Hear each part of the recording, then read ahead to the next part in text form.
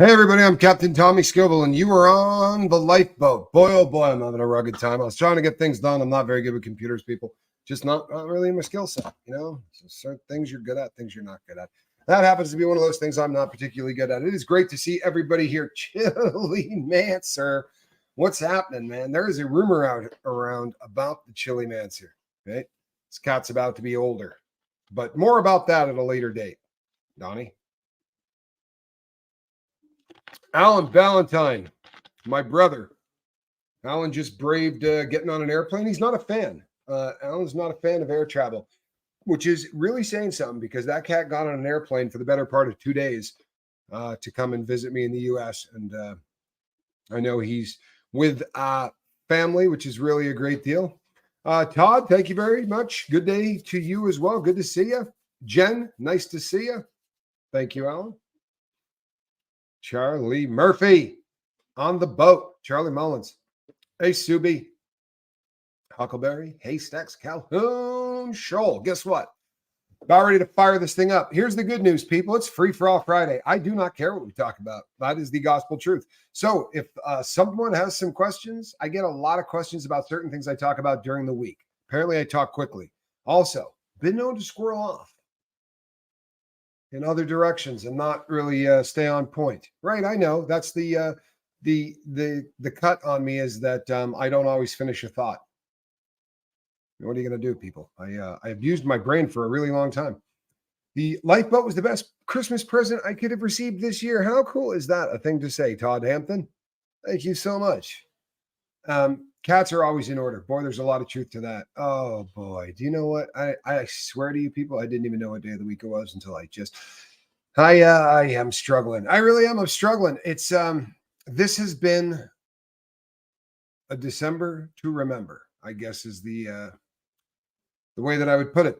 Hey, Snotface, good to see you. Debbie Logan, multitasker. Yeah, you know what's funny? I love it. This is how this works right here. Check this out. Right, chow. We're going to roll right in with that one. Let's talk about the old multitasker, shall we?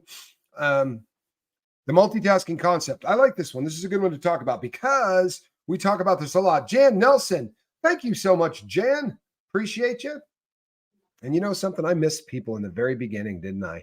Let's go back to the very beginning. This is what happens when I get here late. Let's make sure I didn't miss anybody, huh? Shall we? Look at that. I missed a bunch of people. Can you believe this? Holy hell. There's no way to keep up, people. So, yeah, I have vicious overscheduling, right? But the multitasking concept is something that, no joke, doesn't really work. I mean, listen, you can try to knock out two things at the same time, right? I can put on a headset and be talking to somebody on the lifeboat who is in need of some assistance, right? I can do that while I'm working on something in the backyard, right? That's the kind of multitasking that I can do. Texas Blonde 007 Bond. James Bond. Welcome aboard. Ensign. Texas Blonde. Glad that you are in green. I think everybody looks good in green. Kristen. Melinda. Also looking excellent. Ensign in green. Yeah, so as we the multitasking concept, you're not going to do two things with your brain at the same time. This is a really important concept that everybody needs to understand. I don't care whether or not you have ever been on drugs. I don't care if you have ever been addicted to anything. I don't care if you think that you have gone through life without so much as a hiccup. Guess what? You haven't. And you're going to find Jan Nelson. Thank you so much. Look at that. We got a lot of people that are going to turn green. Thank you, Jan. Much appreciated. Two things cannot occupy the same place at the same time, right? This is someone can tell me there's a law of physics. It's somebody's name is named after it, right? This thing and this thing cannot be in the same place at the same time. Two things cannot occupy the same time at the same place at the same time in your brain either. You're not doing two things with your brain at the same time. It's not happening. Do you know why this is such an important thing to realize?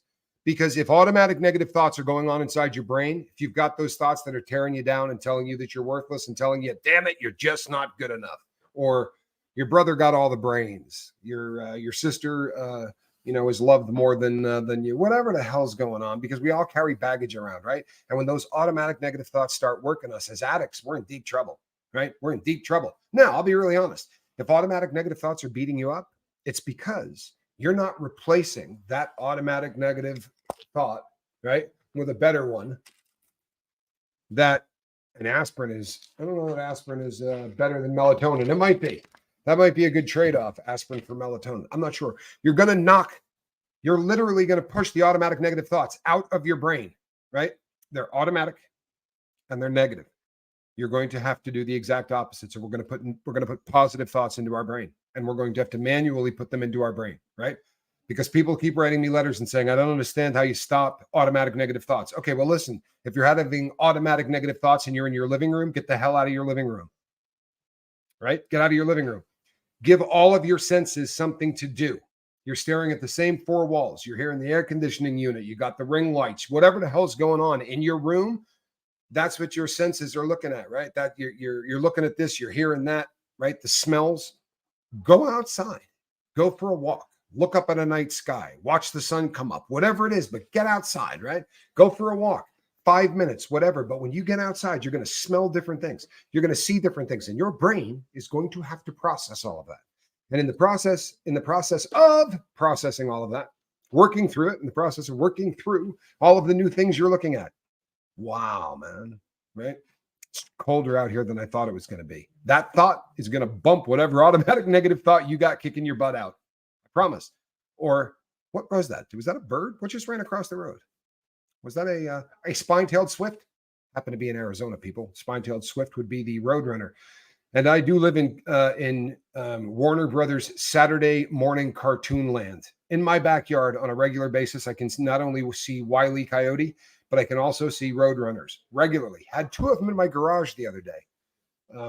They're actually quite small when you see them in real life. They're not nearly as big as in the cartoons, they seem to be about the same size as the coyote, which is not nearly the case, but they're quite quick.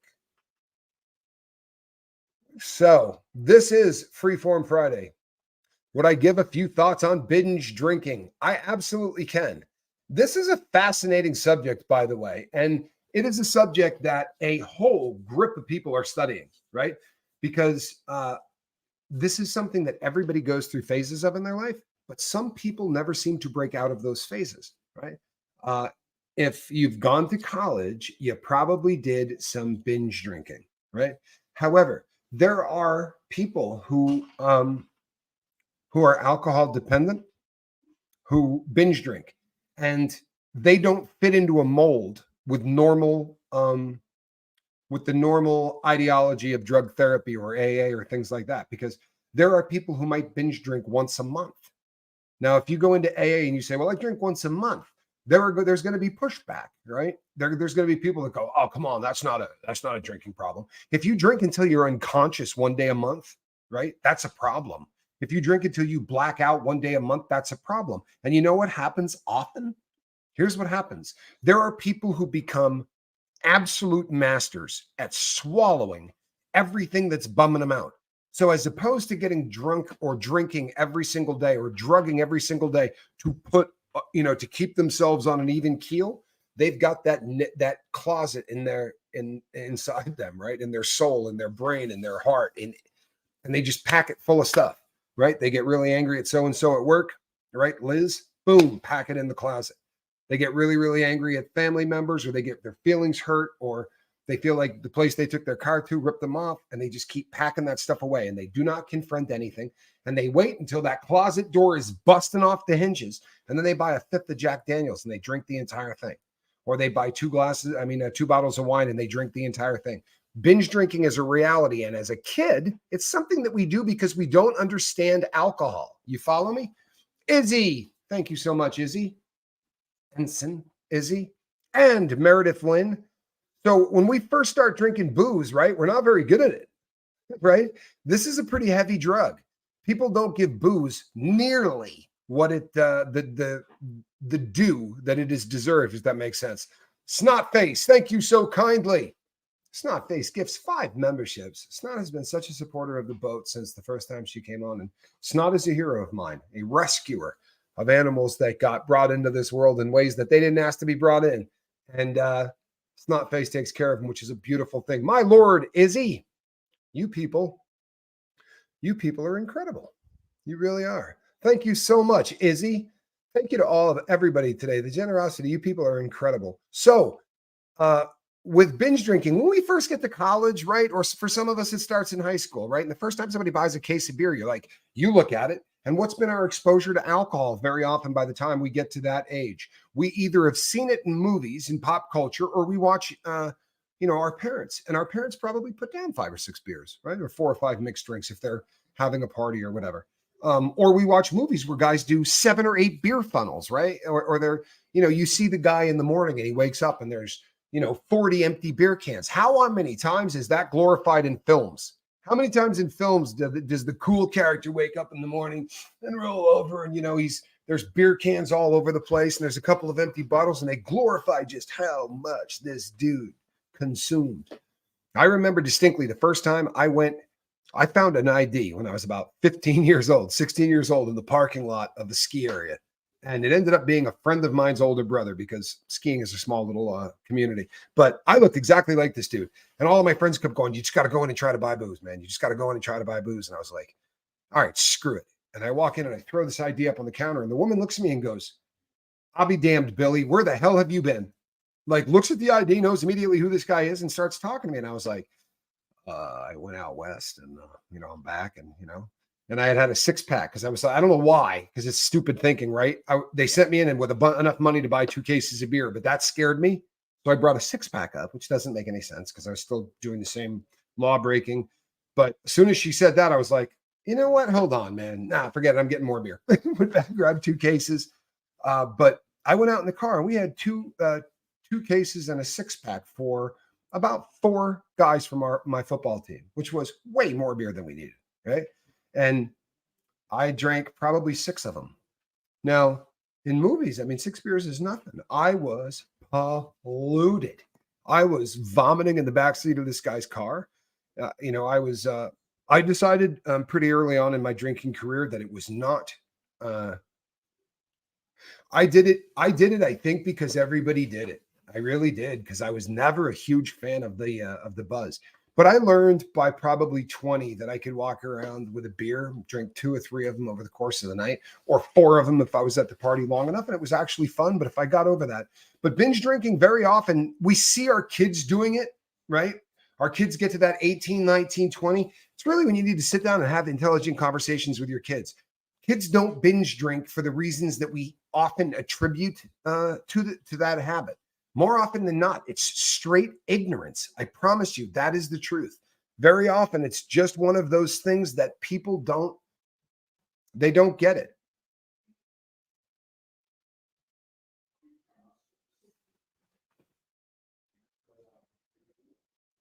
Thank you so much, Pebbles. I really appreciate it. Pebbles, if you want to write something, put some dollar signs in front of it, and I will happily put it up there in case you put that up without writing what you wanted to, because I hate when that happens. Excuse me. Sharp Canines has Haystacks Calhoun autograph. Can we have a moment of silence? I don't know that I'm ready to talk about this yet.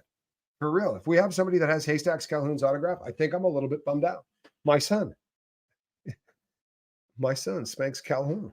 Absolutely the namesake of. Good story there.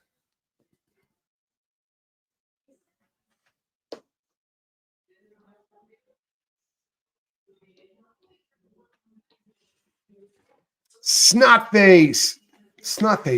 Has it been a half a year? Wow. Love being here all the time, but especially when I'm not doing well. This place is saving grace. Everybody deserves a chance. Pardon me. Lots comment on Drop Dead Fred, one of the best mental health movies. You know what? I'm a big fan of that film, actually. I really enjoy Drop Dead Fred. I thought that was a great movie. I really do. Tampa B. I'm glad you're here. I really am. Good to see you. Yeah, I love Drop Dead Fred. It's a pretty, I don't know what it is. Maybe it has something to do with all of us in recovery or whatever, but everybody seems, I never hear people on the boat say they don't like that film. Right. So maybe it's just, I don't know, maybe it's a rehab kind of a thing. And before anyone yells at me, I'm embarrassed that I'm drinking soda. I really am. But it's the holidays, and I'm actually having a small get together here tonight. And so we bought, drinks, and I bought a lot of soft drinks, and that's what I am consuming. But I don't drink them very often at all. Um, yeah, Alice in Wonderland. I'm a pretty big fan of the Alice in Wonderland films.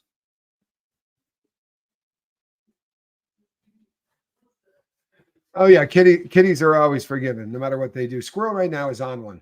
I don't know what it is. So I know I told the story on here. I bought a little bit of catnip, and it's in a little spray bottle, and you spray it out, and it does nothing, right? Like you put it up and let the cat sniff, it, and the cat's like, nah, nothing. But let that stuff dry after you spray it on something. So the first time I tried it and it didn't do anything, I just went chat, chat, chat, chat, chat, chat, right? And basically sprayed these little cat toys until they were dripping wet. And when I let these things dry out, the cat started to roll on these things. It was unbelievable. The Spanx Calhoun nickname. Yeah, I will tell that story. You know what? People, it's a really, really kind of a stupid thing. But when somebody brought the name up, my son yanked onto this name at a very young age. When the person first called him Spanx Calhoun, my son just decided that like he got his own nickname. He was like, 2.5, 3 years old. And he was like, no, that's what you will call me, and we're like, no, no. We would take him to go buy food. And I would be like, call him by his birth name and say, hey, and he'd say, that's not my name. I am Spanx Calhoun. So, but yeah, I will tell the whole story someday. Sadly, the story had something to do with me running drugs. So it's not it's not a fun, I wasn't a good person early on in that boy's life. Sadly, when Spanx was a little boy, his dad was a criminal, and that's reality. Unfortunately, that's what I did. Thank God, he wasn't aware of that. And thank God that I wasn't carrying weapons, I wasn't doing things like that, but I most assuredly was moving a ton of drugs from one place to another, and I had to go up and deal with it. I'll just tell the story. What the hell? So I had to go up and deal with a guy that had been stiffing me for a long time. I was getting drugs from Texas to the Northeast into the Boston area, right? And I was shipping off large quantities of weed, really large quantities of weed, where full suitcases, Samsonite suitcases full of weed, or the Peruvian, the Bolivian marching powder, right? The white stuff. And I would send that. I could get that stuff very, very inexpensive, about $9,000 to $10,000 less per 2.2 pound brick than I was selling it for.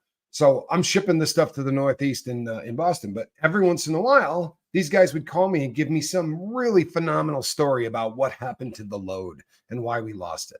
Oh, we had a party last night with some ladies of the night. There were some escorts, and we got drugged. They slipped us Mickeys, and they ran off with all the dope and all the money. And they know I'm making so much cash on them that. So what I started to do is cut it.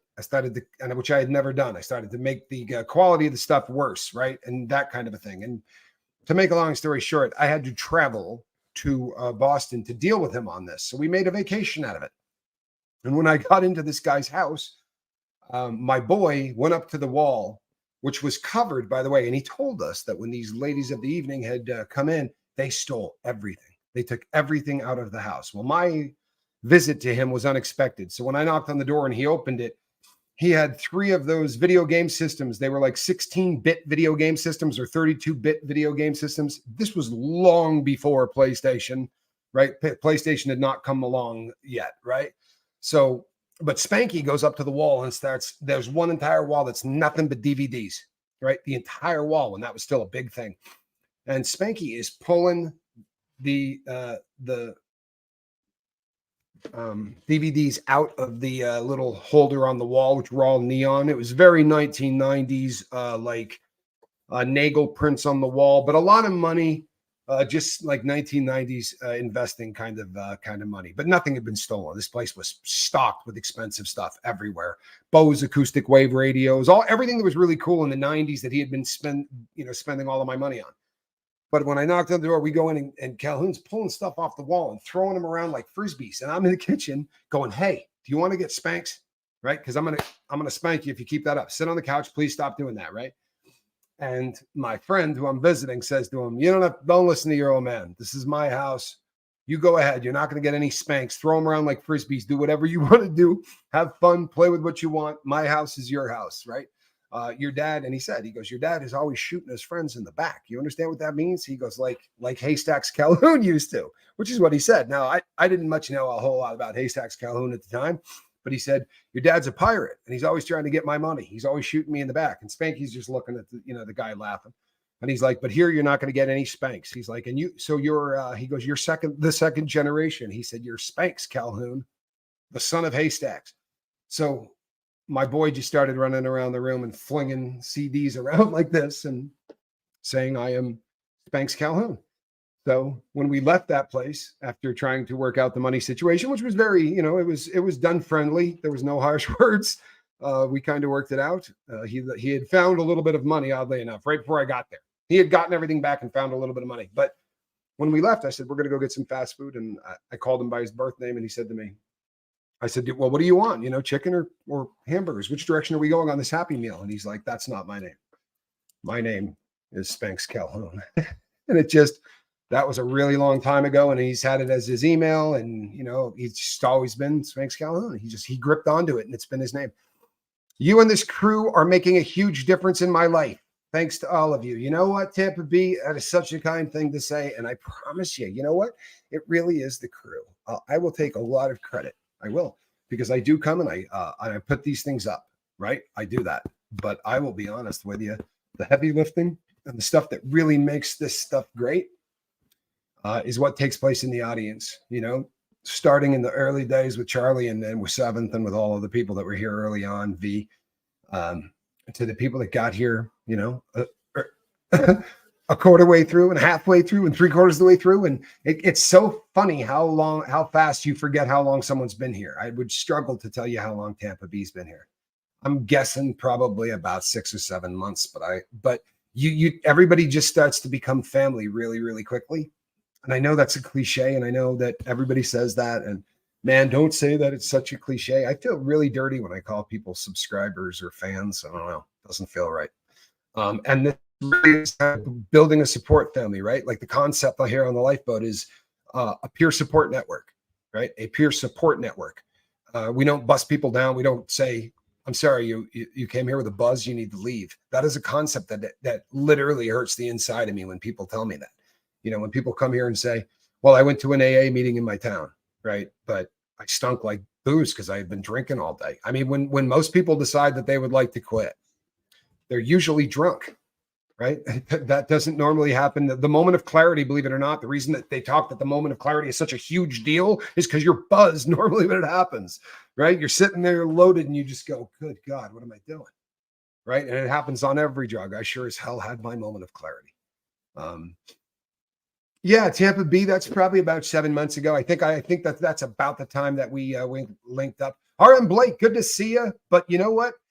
The people just, I don't know if what's the right word, assimilate, right? People very quickly become, no, I did not forget, Jen. I really did not. What happened is this, when I get an 8 to 10 hours for a migraine, and I had about 16, I think. But if I get 8 to 10 hours of migraine where I'm not working, I will end up behind so badly you cannot imagine it. No, that's not an appropriate Buddhist beer. Listen, the reason that I write free for all Friday is because I don't care. I really don't, and you're not going to hurt my feelings, right? If you put yourself out there with what I've done from my past, I don't think that that's an inappropriate question, right? I really don't. You wouldn't want to get that question if I was talking about relapse prevention or, or I was talking about something that I had a particular, subject matter. On a Freeform Friday, I don't think that there's a bad question. So, and I'll answer it. I'll be really honest. The first couple of times that you go in, it's probably pretty comparable to jumping out of an airplane in terms of the adrenaline rush, but you got to understand that I'm not going in there normal, right? So I'm doing a ton of opiates the day of the robbery, right? I'm loaded up on heroin. That's number one. And number two, I'm robbing these things from a place of desperation. I'm not the guy in the movie Fear. I'm not going in there to steal enough money so that I got a Ferrari in the driveway and a house with a pool, right? I'm doing this because I've got a drug habit that's so large that if I'm not successful in this, then I'm going to get caught. I'm going to go to jail, and that's probably my only hope of getting sober, because the only time I cannot not use, the only time I'm able to stay sober is when someone locks the door and puts me in a room that I can't get out of. Like the only bouts of the only stretches of sobriety that I had for any length of time in my adult life came because somebody locked me in. And were successful where they locked me in to keep me from being able to get dope. More often than not, the yards that I was on, it was just as easy to get dope there as it was on the streets. In fact, more often, much easier, right? On the street, you're in a city, you got to go find the guy, or he says he's going to meet you, but he's got 40 stops he's got to make because everybody in the city's calling him. When you're in a prison yard, there's 4 dope dealers and you're locked in a room with them, right? 365 days a year. These guys have to come home, right? It's not like they could spend the night out. The dope dealer's coming home to a cell 4 cells down from you, so 16 to 18 feet away from you. It's very, very easy to get dope inside, horrendously so. Saw this. Dope knows my best friend just told me that he tried to hang himself 2 weeks ago. I really don't know how to process it. This is why the people who say to me, you know what, take a nap. This month we're going to do a lot of stuff for this reason. This is a hard time of year for so many people, man. It really is. It's a hard time of year. How to process it? Tell this person you love them. How to process it's hard, right? The desperation that someone reaches to get to that point. Tell them you love them, and really just say. One of my favorite expressions when the situation calls for something that, I mean, what do you say? How do you say something intelligent to somebody that just did that? What do you say that comes off intelligent? So I always say, I cannot think of an intelligent thing to say. I love you. I really do. I love you. There's anything I can do, man, anything. And if not, can I just sit in here for a little while, right? Sometimes that's a huge deal, right? I just sit here in silence. You can turn on the TV, bro. I just like to be in the room with you, man. Right? I'm not going to bust your balls. I'm not going to do anything, but I'd like to be in the same room with you. Is that possible? And thank you, Ben, for real. Thank you. Question: do you think you could have brain trauma due to the beatings in prison, and that is why your headaches and migraines? I had the number of concussions that I've had that have been documented because of my ski career. That I have. If I were not alive today, they would call it chronic traumatic encephalopathy. And when I pass, that's what they'll call it. Right now, what it's called is cerebral infarction. I have a dead spot on my brain from how many times I had counter coup injuries from over rotating backflips on skis. The beatings in prison probably didn't help, right? At all. It's just adding insult to injury, I think. But that's probably, and you know who is here? Look at this. This is my friend Trinity, red or blue pill. Hi-ho, Kermit the Frog here. The nicest voice on all of the internet. Just an amazing, soothing voice, and does amazing content. So much fun to watch. Somebody put her link up if you don't mind. Trinity, it's so good to see you. Hope you're doing well. Trinity is a survivor and a fighter and a hero of mine. So I hope you're doing well and your health is good. Who was the second gunman on the grassy knoll? I knew. Oh, on the brassy knoll. See, that would be easier for me to answer. The one in Dealey Plaza, sadly, was before my time. I was born after that. I know I look like I probably could have been born in 61 or 62. I can't tell you where I was when Kennedy was assassinated, because that one I wasn't there for. But Trinity might be able to tell you. And I'm not being funny. Trinity is that girl. Barbie World, thank you so much. Oh man, that is so kind. I really appreciate that. And Merry Christmas to everybody, for real. By the way, all of the emails that I get. Oh, Don't Knows is the name of the guy who sent it. Oh, thank you, Ben. I'm sorry. That makes a lot more sense. Thank you.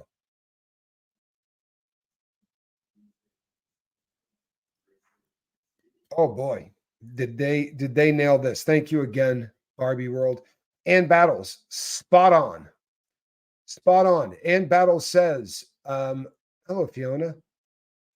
Ann Battle says, met a guy last night at the casino who was sober for 2 years from the big H. He said, number one thing when coming clean is to stay away from old people and old friends. I would throw in there old places as well, right? Avoid people, places, and things. Throw onto that thoughts as well. When you start having thoughts about those people, places, or things, get out of the room that you're in. If those thoughts persist, right, reach out to somebody in your support network, please. Oh, you suffer from migraines, Jan? I'm so sorry. You know what? There are so many people on the boat who do. Do you think that's a coincidence, right? That all of us seem to, we fibromyalgia, the number of people on the boat that have fibromyalgia, the number of people on the boat who have to take pain medication, right? It's not an option in their life. And you know what? Don't beat yourself up if you have to take pain medication. There's a difference between addicted and dependent. If you are taking it the way the doctor wrote on the bottle, you don't need my help.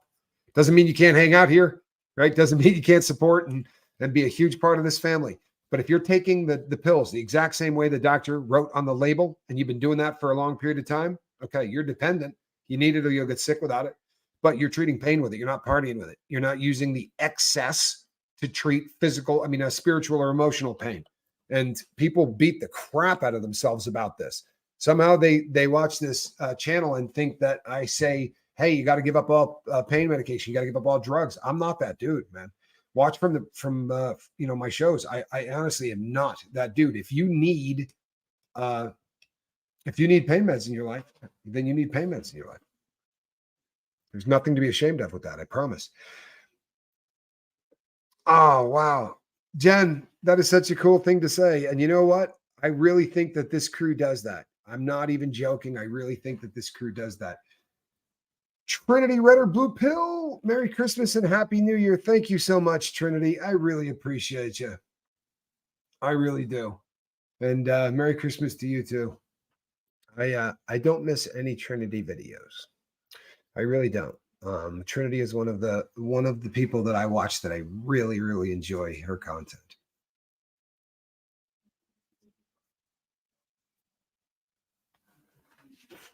Microdosing took it away. How fascinating. Suzanne says, I just wanted to say that I've been going through a rough time with health, and this group helps me so much. I had migraines for 3 days, and microdosing is the only thing that takes it away. I also have brain trauma. Suzanne, I am so sorry you're going through that, but I'm so happy that microdosing is working for you. I really am. If anything that is working for you is fantastic. I'm sorry, I believe that. And I am not a huge fan of Big Pharma. Big Pharma landed me where I am today. The lifeboat brought to you courtesy of the Sackler family. Yep. And we're going to punish them here in the United States. They made $13 billion, killing 980,000 Americans. God only knows how many people in other countries. And you know what we're going to do? We're going to make them pay fines of $6 billion. And then we're going to give them immunity for every other prosecution going forward. So I would never be able to have a case, neither would anybody else. So we're going to let you keep $7 billion for killing 980,000 Americans as a drug dealer. I'm sure that's going to really deter the next set of greedy pieces of crap who work in the big pharma, right? From cranking out another pill. I mean, that's good business. I'm sorry. If you have no soul and they don't, that's great business. All right. So whatever. You kill 1 million people. Then you settle out of court and you keep half the money. What do you care? Trust me, they don't have a soul to give a crap about. They really don't. Thank you so much. Gifted 10 memberships. Good Lord, this entire boat. We're going to need a larger boat. There is no question. 60 is the new 30. 7th. I like where you're going with this. That's my man right there. Thank you so much for your generosity. Well, it's incredible. It really is. And I don't know. I mean, if that's not true, I'm going to say it anyway. And Hummingbird, Merry Christmas. And you know what? Thoughts and prayers for your daughter, eh? Let's try that again. Hey, Ann Hummingbird, Merry Christmas. Thoughts and prayers for your daughter, please. Everybody, toss up a digit. What's happening? There we go. There we go. So, and I also had people ask me if Reese and I are doing a show every week. We're planning on doing a show every week. As of this time right now, that is definitely the plan. We have a lot of fun when we get together, and you guys seem to have a lot of fun when we get together. So we're going to keep doing it, and we'll probably jump back and forth between here and her channel. But we're definitely going to be hanging. Buddhist beer, thank you. So I walk into the bank the first time, and the adrenaline rush was off the hook. It really was. It was like jumping out of an airplane. That goes away over time. The desperation doesn't. That fear of I got to do this, and but it is absolutely a rush. There are very few things in the world that, but I don't think I could possibly have done one of them, much less more than one of them, if there was not a ton of dope in me, right? Because when you put your hand on the door and you yank the thing open and know you're going to go in there and say, I need you to give me the cash. That moment is surreal. And the first time it happens, it feels like you're not in your body. Vegemite helps her migraines. Let me tell you something about Lady Crispin. I think that Vegemite might do something to the gray matter, because she's a lovely person. She really is. But I think that the Vegemite may have done some damage. Valentine's the same way. You know what I mean? I love Alan. He's my favorite person. He really is. But I'll tell you something else. You know who else digs it? Charlie Mullins, right? Charlie Murphy. Take a look around, people. The people on the boat that dig Vegemite they're lovely people. Some of my favorite, but they're not, I mean, come on. They're firing on maybe 7 of 8 cylinders, maybe 6. I'm just saying. Great people, though. Love them. Merry Christmas, Tommy. Grateful for your continued support. I wouldn't be okay right now if not for the lifeboat crew members. It's the truth. I believe that the crew is really making a difference in a lot of people's lives. It really is. You guys are fantastic. You have so much life experience that you bring to the party here. So I wanted to talk about, there has been a lot of people that have sent me articles about the fact that the laws are changing and they're granting immunity to people who are in the federal system for weed. I wanted to tell you that it's exciting. It's great to read. It's also not real. And I'll tell you why. What they're doing is, if you live in Washington, D.C., and you get busted for possession of weed, you're going to the federal prison system because Washington, D.C. is not a state. And because they're not a state, they don't have a state prison.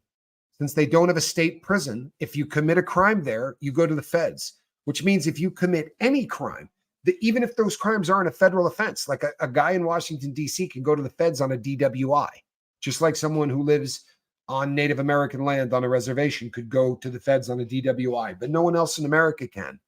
So anyone who's in the feds now for simple possession of weed is in there because they got busted only in Washington, D.C. And that's really what this law grants the relief to. It's not all of the people in the feds who are in there on dope charges, because the guys that are in the feds on dope charges are in on dope charges. Because if you get caught, if you get a fed charge on weed, it's because you got caught with 7 or 8 tons, right? Like you got caught with a lot of it. It's not small. There aren't any small possession weed people in the feds anymore. Like that stopped happening a long time ago. So it sounds great. It really does. And I would like relief for all the guys in Washington, D.C., the D.C. cats, right? And I'll keep it real. I ain't going to make any friends, but the D.C. cats are tough to do time with because they're different, right? They really are. Because of what the crimes they're in there for, you get a different class of inmate. Like everybody else in there is facing huge sentences for huge crimes. And then you get a guy that's in there for a DWI and he's only doing 1.5 years. They do different time than other people. And it's less respect and it's less, they come in talking about how, I'm out in 18 months. This ain't no sentence. They really bum out a room, honestly. Honestly, you'll hear a lot of people complain about them. But just keeping it real. Happy Honda days. Nice. Tommy, I'm not an addict, but I come from a family of them. You have helped me to let go of some things and understand some others. Thank you. Oh, Miss Danger. I love that. I really do. You know what? That's maybe one of the best. That may be one of the best services that the boat does, right? You come here and you see people that have beat it and you realize that, you know what? A lot of people, those that don't make it, they're not different than any of the people that you see that do. They're great human beings inside people that don't make it. I lost a lot of friends that never won the fight. There were great people inside him. It's a shame that sometimes it just doesn't. Sometimes it doesn't happen, and sometimes, they make it to the very end and they do it while still using, and it's painful, but it's a disease. And the more we treat it as such, and the more we understand that, the better a chance we have of actually helping people. But when we treat it as a when we treat it as a defect, or as a character defect instead of a mental illness, or if we treat it as evil, laziness, weak-willed, whatever you want to, society does that. And what it does is it makes us withdraw, right? And the opposite of addiction is connection. So we withdraw more, and you withdraw more, you drink because you're depressed, because you withdraw, and it's just this danger circle and this death spiral that a lot of us end up in. I have a couple of leaders on me, brother. All right. Russ, good to see you. I know Russ has been working hard this Christmas season, pulling side jobs. You know what? That's good stuff, right? When life throws you lemons, you got to sort of knuckle down, and my man's been doing it. It's good stuff, right? Yeah. Hey, Tommy, please do a vid on Natalie. She's all about connection. Aaron's Hawaiian friend. I would love to do a video with her. As of this moment, she and I have not met yet, but I reach out to everybody. I'd rather collaborate with women than men. Truthfully, I do great with Aaron. Aaron's a really good communicator. Very often guys aren't. The guys that I collaborate with tend to be almost anomalies, right? Guys that really dig communication. A lot of the people that I collaborate with communicate with me every day in one way or the other. We really do all kind of stay in contact. But the women that I collaborate with find other women for me to collaborate with, which is really cool. There's a lot of networking that kind of goes on behind the scenes. I got a great email from someone the other day that said, I have a friend that has a channel that I don't make a lot of sense for me to go on, but boy, you need to go on it. So I've got some other collabs that are coming up, but I would love to work with her. If you've never seen her on Aaron's channel, you should go over and check her out. She is all about connection, and she just has a great aura. She just puts out this vibe that is just so pleasant. I really think she's fun to watch. It would be an honor to work with her. Noise Opera, thank you to all the people that donated tonight. You know what? Thank you, Opera. Another guy that has been here forever. And you know what, people? I'm sorry. I know I do this to him all the time. But walk-in proof that you can yank an e-brake and do a 180 and turn your life around, no matter what you're doing, in every way. And he didn't have to go to prison. He didn't have to hit rock bottom, but he did exactly what I did. You know how I know? Because I met him when he wasn't like he is today. And you've never met a person that did a 180 like Nick's the nicest person I know. And just to be honest, I don't think that was who he was when I met him. But my God in heaven, what a transformation, and what a great human being. I'm so proud to call the guy my brother. I really am. He's a good person, man, at every level. I mean, the raccoon thing, a little odd. Really digs the raccoons. What kind of beverage am I enjoying? Right now, I'm drinking a Coca-Cola. Really, I never drink Coca-Cola. You could count on one hand the number of them that I've had in the last, maybe two hands in the last 15 years. I just don't drink them. Right. But I bought a bunch because there are people here. So I'm drinking sugary death drinks, but there's only 6 of them in the house. So, and I will be having, there are house guests here. So I'll be having some drinks out there for those people, but that's going to be what I'm drinking tonight. I'm spoiling myself with sugar water. Oh, how cool is that? Huh? Is this great? Tommy, I showed my son your vids. He gets his dad much better and let go of some of his hurt. Oh, that's so fantastic. It really is. Because you know what? We hurt our kids. And it's not something that we have control. I mean, sadly, it really isn't. Nobody wants to hurt a child. Nobody wants to hurt their child. The day that child is handed to us, this is really ridiculously important, right? It's the most important thing ever. How do we go from that to the guy that's lying to his family on Christmas Day so that he can go meet the dope man at Home Depot? Sit in the parking lot on Christmas Day for 4 hours because you can't come home without it, no matter how long he takes, right? How do you go from the guy that was in the room the day your son was born to that guy at Home Depot, right? Is that a character defect? It's not. It's not. It's disease. It's no different than any other disease. It really isn't. Well, but the other people don't choose it. Oh, you can. There's a lot of diseases that you can choose. Your lifestyle can cause you to get diseases, but you have to be born with those predispositions to that disease. And it's the same thing with addiction. It really is. And it's hard for a lot of people to understand that because we feel like we need to punish the addict. Damn it, you ruined enough lives. You're not going to just call this a disease now and walk on. I'm not having it. Not having it. I get it. I understand why people feel that way. Now Tommy's just going to come back and be the nice guy, right? And, after he ruined everybody and blah, blah, blah, right? I get it. I get that. I get the people that say it. I really do. But what am I going to do? I'm going to change my life. I hope that people can dig that. The ones that can't, I get it. But May Danger. It's May Danger. Did I say miss the first time? May Danger. Ooh. I like the glasses, by the way. I dig glasses. I really do. I have a thing for glasses. I have a librarian thing. Gifted 1 lifeboat membership. Thank you so much. Boy, oh boy. The Green Squad. Tommy, check your messages. Why do I feel like I threw my phone as far as I could? I'm not very good at this. All right, let's see what we got.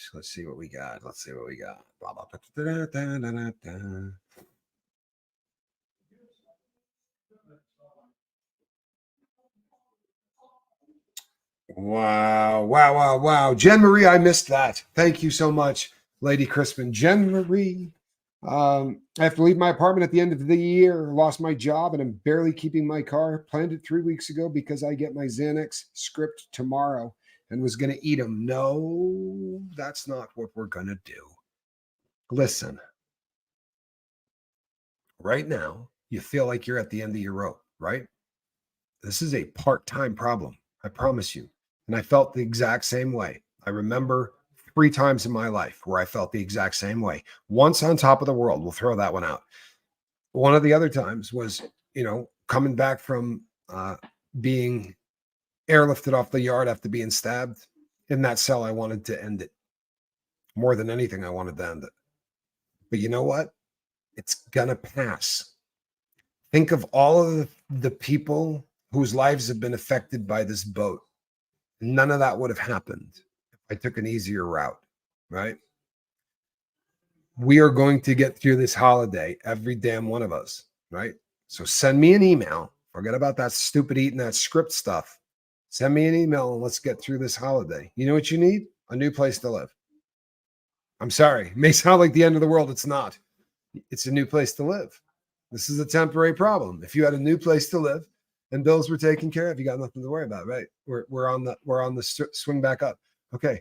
Those are things that all can be affected. Those are things that can all be changed and can all be worked on. I promise you. I promise you. 3.5 years ago, I walked out of a prison with nothing. Nothing. I didn't really much want to try to fight then either. I was so terrified that I was going to end up back on dope. I thought, you know what? If I were to not make it past today, at least I'm sober.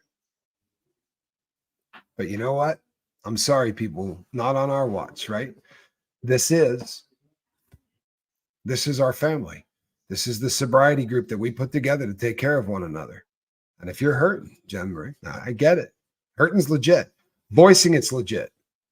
That's not. We're not eating any of those things, right? We're not going to treat this with drugs. That's not what we're going to do. Not part-time, not full-time. That's not what we're going to do, right? We're not. Reach out to me. Reach out to me. You'd be shocked the how much different life will be in 6 months. How much better life will be in 6 months. Right? Life will be different in 6 months. I promise you. Life will be wildly different in 6 months. And that's a good thing, yeah? It's a good thing. People, you want to wrap your head around something? Do you know what 6 months ago was? Huh? 6 months ago was 70 people in a live chat, right? 6 months ago, we had been 3 years old and we had done 10 years of watch time if you added it all up. It took 2.5 years of being a lifeboat to do that. And then the next 35, 40 days, we did another 10 years of watch time. And now a good live feed can have 770 people in it, 800 people in it. And we've done live feeds with over 1,000. And if you had told me that 2.5 years ago, I'd have laughed hysterically. But this adventure that we're on, right? It's an adventure. And there are some days it goes like this, right? But it's always going to come back up, people. It is. It's not, you don't judge somebody based on successes. You judge somebody based on how many times they get back up, right? You know who said that? Nelson, middle name Troublemaker, Last name Mandela. I'm not making that up, by the way. That man's middle name was Troublemaker. Sherry Rook, thank you. Merry Christmas. That's wow. Sherry, thank you so much for your generosity. I really, really appreciate it. And Merry Christmas to you. God bless. Zen, thank you. Zen has been the as constant as the Northern Star. You really have. Merry Christmas, Z-Dub, and I hope you're feeling fantastic, and I hope that your situation at home is smooth. I'm so glad that you're here too, Sherry Ruck. I'm so glad that you're here. I really am.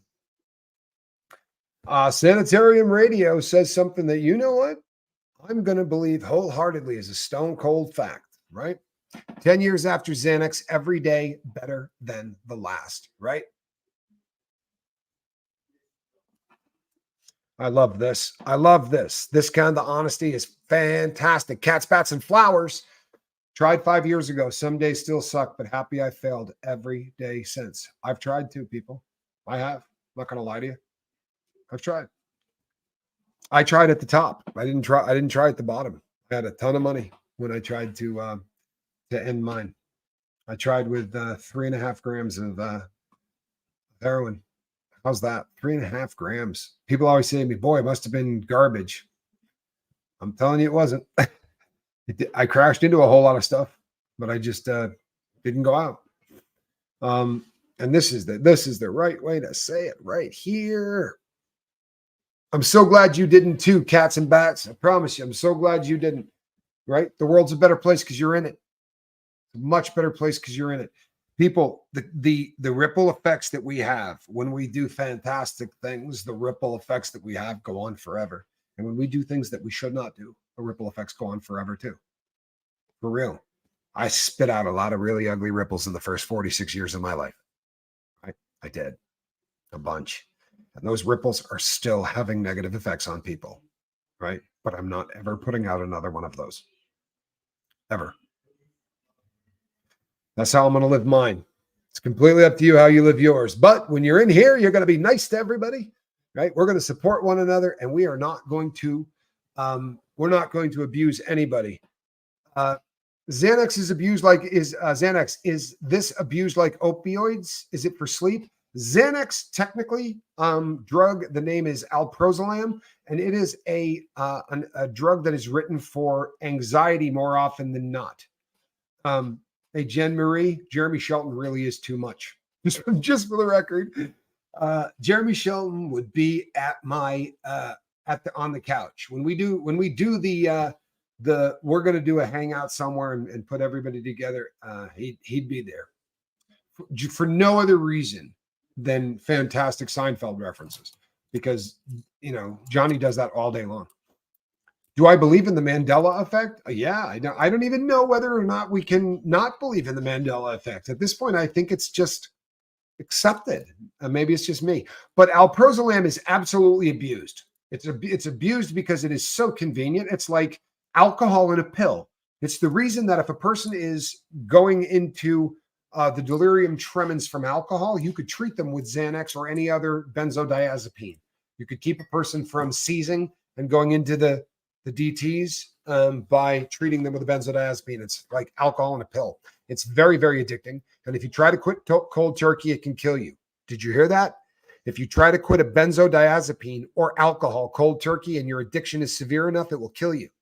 If you're going to quit either, talk to a healthcare professional, right? Not a homeboy, not somebody that can tell you how to go talk to a healthcare professional, right? You want to quit smoking weed, knock yourself out. You want to quit snorting blow or doing speed or heroin, right? Or pills. But if you're doing a benzo or you're doing alcohol, talk to a medical professional before you try to quit. That's life or death stuff, no joke. All right.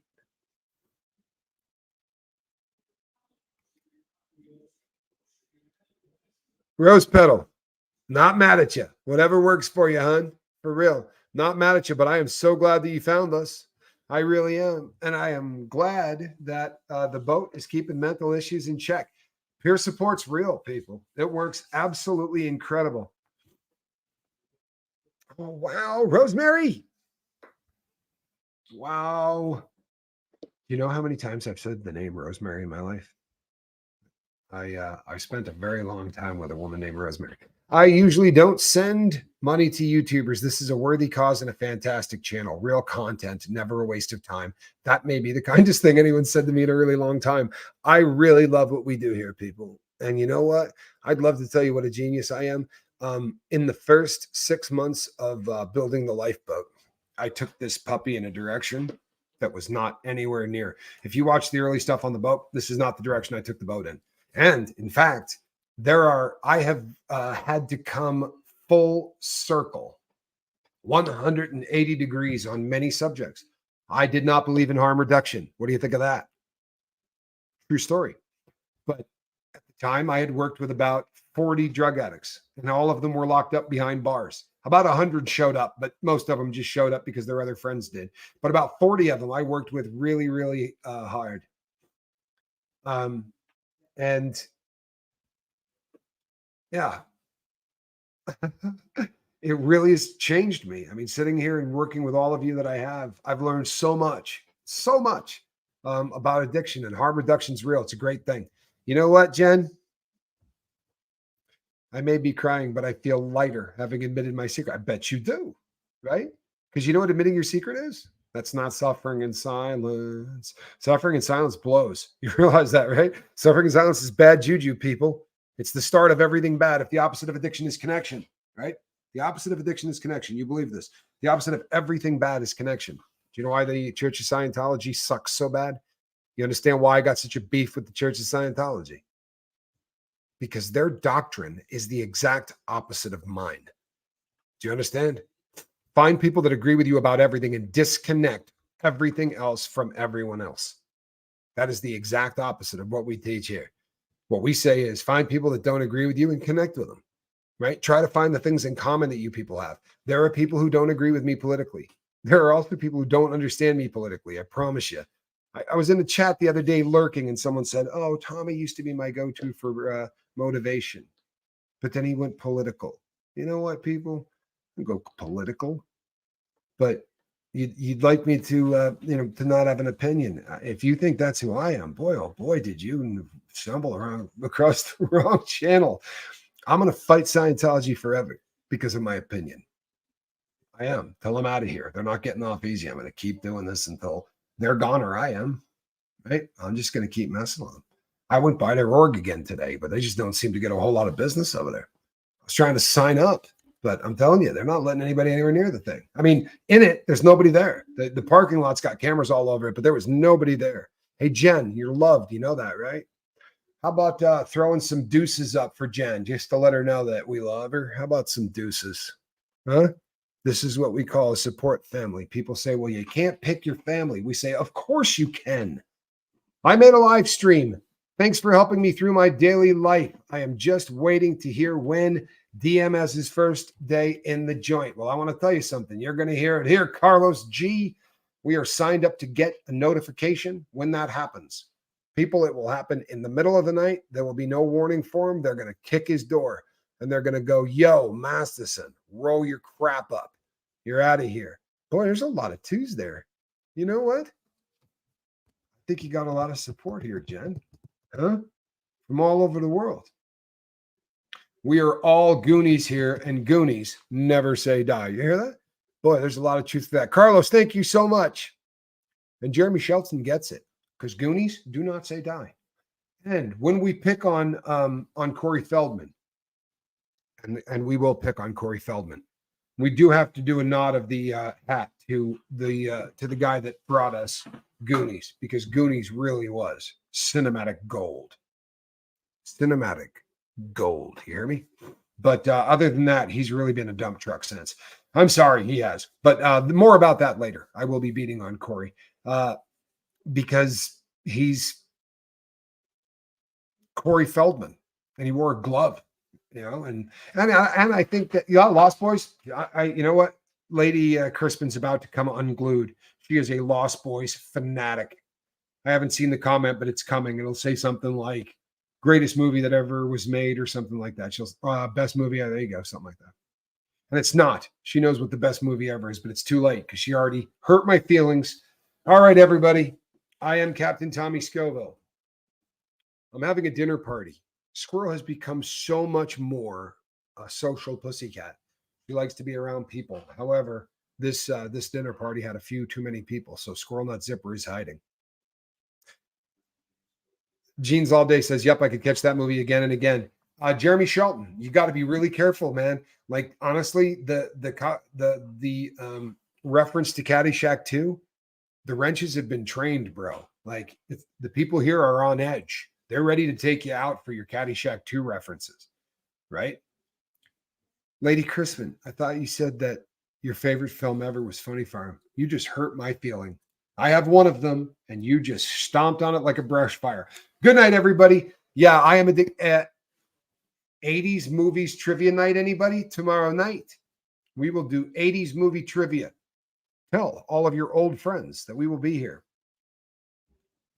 Jean Marie never watched that movie. Well, there's the issue right there. Are you kidding? I hope you mean if you've never seen Caddyshack 2, keep it that way. You hear? If I can do anything to help society, that the helping people get sober is big, not as big as keeping people from seeing Caddyshack 2. Let's keep that real. Yeah, you're a vampire, all right. All right, everybody. I will see you at 5 a.m., right? Listen up carefully, because you people haven't got the schedule yet, right? West Coast, 5 a.m. and 5 p.m. Lifeboat stuff, right? Sobriety stuff, motivation stuff like that. Feeling good, loving one another, all that. During the rest of the day, I do true crime. I do whatever, hate Scientology videos, things like that. That's what I do during the day. If you're hurting, you show up in one of those, we will hijack the conversation and we will make sure that we deal with whatever's working somebody over, because that's what we do, right? We do. Connection. That's what it's all about. All right.